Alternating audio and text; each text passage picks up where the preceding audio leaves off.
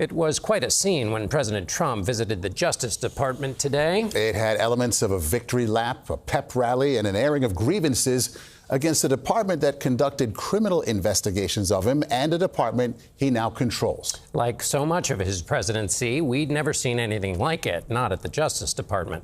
Scott MacFarlane was there.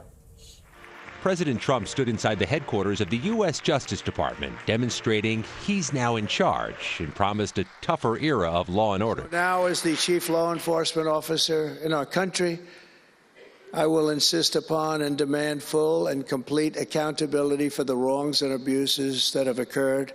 Trump attacked former officials and prosecutors at the Department of Justice that he claimed carried out corrupt criminal cases against him.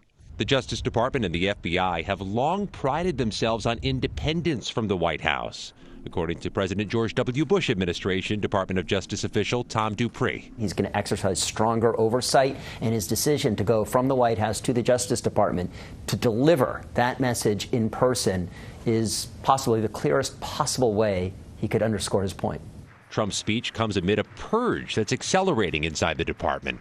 Prosecutors who handled January 6 cases and the investigations of Trump have been fired, and longtime career civil servants were forced to retire, including the head of the FBI field office in New York, who departed amid tears and ovations from longtime colleagues. It's shocking. It's unprecedented. Stacey Young, an 18-year veteran who resigned in January, says her fellow civil servants in Department of Justice offices nationwide face retribution for handling cases Trump allies don't like. These are the people who keep our communities safe and our nation secure. In that case, why are they gone now? They're gone because they have been described by this administration as political operatives, as members of this fictional deep state, as people who are somehow opposed to this particular president.